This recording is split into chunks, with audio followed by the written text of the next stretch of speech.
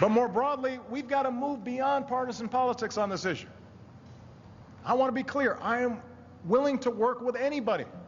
Republicans, Democrats, Independents, Libertarians, Greens, anybody to combat this threat on behalf of our kids. I'm open to all sorts of new ideas, maybe better ideas, to make sure that we deal with climate change in a way that promotes jobs and growth. Nobody has a monopoly on what is a very hard problem. But I don't have much patience for anyone who denies that this challenge is real. We don't have time for a meeting of the Flat Earth Society.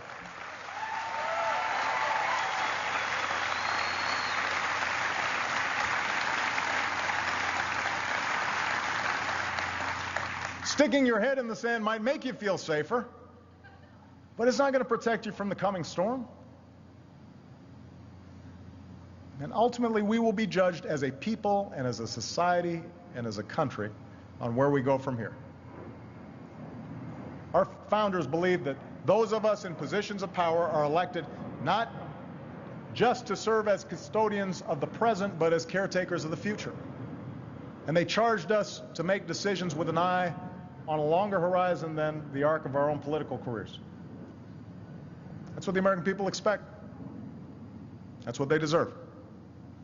And someday our children and our children's children will look at us in the eye and they'll ask us, did we do all that we could when we had the chance to deal with this problem and leave them a cleaner, safer, more stable world? And I want to be able to say, yes, we did. Don't you want that?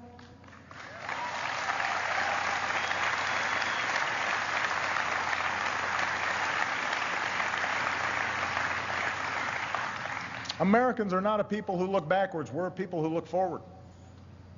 We're not a people who fear what the future holds. We shape it. What we need in this fight are citizens who will stand up and speak up and compel us to do what this moment demands. Understand, this is not just a job for politicians. So I'm going to need all of you to educate your classmates, your colleagues, your parents, your friends. Tell them what's at stake. Speak up at town halls, church groups, PTA meetings. Push back on misinformation. Speak up for the facts. Broaden the circle of those who are willing to stand up for our future. Convince those in power to reduce our carbon pollution. Push your own communities to adopt smarter practices. Invest, divest. Remind folks there's no contradiction between a sound environment and strong economic growth.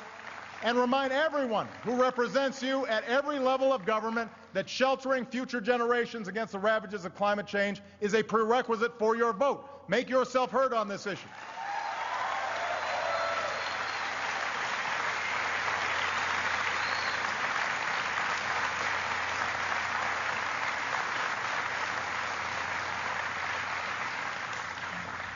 I understand the politics will be tough.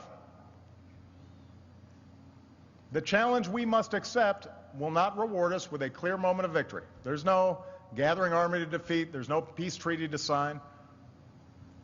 When President Kennedy said we'd go to the moon within the decade, we knew we'd build a spaceship and we'd meet the goal. Our progress here will be measured differently.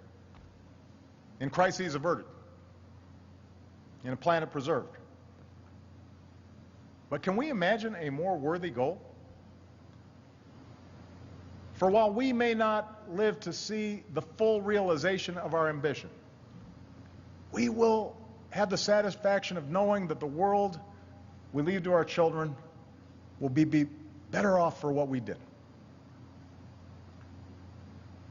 It makes you realize, that astronaut said all those years ago, just what you have back there on Earth.